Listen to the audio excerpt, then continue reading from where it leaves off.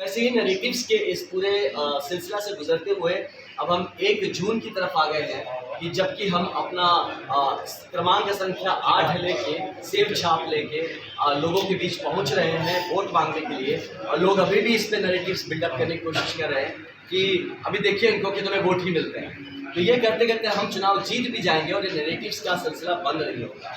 तो आप लोगों को क्यों ये मैं बता रहा हूँ, क्योंकि अनफॉर्चुनेटली अब मैं देखिए हमारी टीम का अकेला ही सूत्रधार जैसा मैं दौड़ रहा हूँ, हर जगह सब कुछ मैं खुद ही कर रहा हूँ, खुद ही का स्टार प्रचारक भी मैं ही हूँ, कैंडिडेट भी मैं ही हूँ, ऑर्गेनाइज भी मैं ही कर रहा हूँ और साथ में हमारी टीम है जो सपोर्ट करी है, लेकिन बहुत सारी चीज़ें हैं जो वो नहीं कर पाती।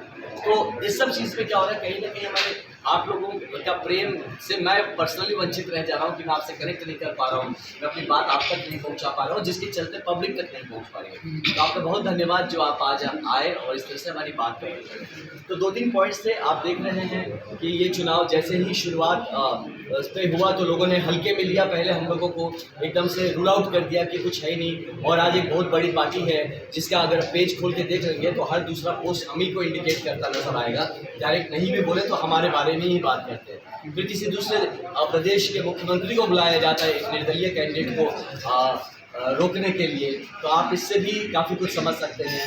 और तो और जब लोग सुनिश्चित हो जाते हैं कि उनकी हार पक्की है तो मेरे ही नाम का मेरा ही एक क्लोन तैयार किया जाता है जो कि दूर दूर तक असली जीवन में मेरे जैसा नहीं है। उसकी फ़ोटो एडिटेड करके उसका एफिडेविट डलवाया जाता है, उसका नाम जो है वो उसका नाम कुछ और होता है लेकिन गलत एफिडेविट बना के उसका नाम मेरे नाम से मिला के डाला जाता है ताकि पब्लिक को भ्रम में डाला जा सके और गुमराह किया जा सके। क्योंकि उनका तो बक्सर से कुछ प्रेम नहीं, तो ज़रूर कैसा चाहेंगे कि बक्सर का को एक अच्छा प्रत्याशी ना मिले, एक अच्छा कैंडिडेट ना मिले और इसी बहाने वो अपने पुराने मित्रों के साथ अपनी मित्रता भी निभा ले और उनको जिता के आगे बढ़ाए। और इसी में वो हम पे ही ब्लेम लगाए क्योंकि अब हारेंगे तो किसी पे तो ठिकरा फोड़ना पड़ेगा, तो हम पे ठिकरा फोड़े कि इनके चलते हम हार गए। जबकि कहानी क्या है आप देख लीजिएगा, 4 तारीख के सब कुछ को सामने रखेगा। तो इन सब बातों के बीच में मैं आपको ये भी कहना, आज हम अपना एक एजेंडा पॉइंट भी है जो हम आपके सामने रखें। हमारी जगह पे आके 6 विधानसभा से बना हुआ एक लोकसभा को जीतने के लिए वो दावा ठोक रहे हैं।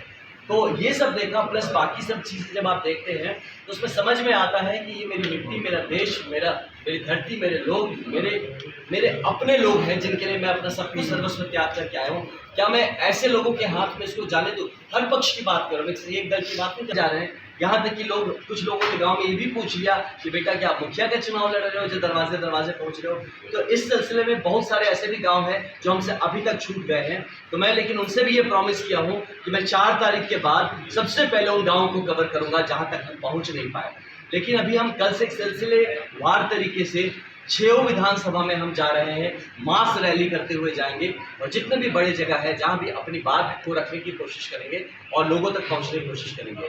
ज़मीनी हकीकत आज के दिन में ये है, अगर आप कोई भी जाके एक सही तरीके से जानने की कोशिश करें तो हम लोग जीत रहे हैं चुनाव इस बार। और हम लोग जीत रहे कहने का मतलब तो ये बक्सर की जनता चुनाव, मैं एक सफलता का रास्ता देख के आया हूँ। मैं जहाँ पे खुद एक सफल व्यक्ति रहा हूँ अपने जीवन में, मैं वहाँ से अपनी जगह को छोड़ के आया हूँ ये सोच के कि मैं इस सफलता की कुंजी को अपने भाइयों में, अपने बहनों में बांटूंगा और आगे बढ़ाऊंगा। वहीं लोग जो अपने जीवन में असफल रहे हैं हमेशा वो दावा ठोक रहे हैं कि वो नेतृत्व करेंगे। असफल लोग हमारे लोगों को असफल बनाने के नेतृत्व करने के लिए आए हैं और ये बरगलाया जा रहा है लोगों को कि आप हम आनंद मिश्रा को वोट देंगे तो राजद जीत जाएगा। मतलब उन्होंने लगता है ईवीएम में कुछ गड़बड़ है कि ये 100 रुपये दे देंगे, उनको टी शर्ट पहना देंगे, गमछा दे देंगे तो युवा उनके चक्कर में बरगला जाएंगे। ये नहीं समझते कि हर बार जब इलेक्शन आता है, हर बार जब चुनाव आता है, बड़े बड़े लोग आते हैं, बड़े बड़े वादे करते हैं। कई लोग आए करके गए, अभी और कई लोग आएंगे बक्सर के लिए। मुझसे बेहतर कौन वो आदमी होगा जो विकास के लिए एक एजेंडा खड़ा करके और उस पर एग्जीक्यूट करने की भी एबिलिटी रखता होगा? ऐसा कौन प्रत्याशी आज के दिन में है जो लोगों के साथ जमीन पे जाके मिलता है, जमीन पे उनके साथ जुड़ता है और उनकी जमीनी हकीकत को अपनी हकीकत मान के उसके लिए काम करने को तैयार है? कौन सा ऐसा प्रत्याशी है जिसे खुद कुछ नहीं चाहिए, वो अपना सब छोड़ के आया है अपने लोगों के बीच में काम करने के लिए? ऐसे प्रत्याशी को डराने की कोशिश, धमकाने की कोशिश, लोगों को बरगलाने की कोशिश कि आपको उठा के लेके जाएंगे, है ना, और आप लफुआ लोगों के साथ घूम रहे हैं और लोग मतलब आप इनको वोट देंगे तो कोई और जीत जाएगा। तो मुझे लगता है ये सरासर ही ये एक गुमराह करने का पॉलिटिक्स है। और यही नहीं,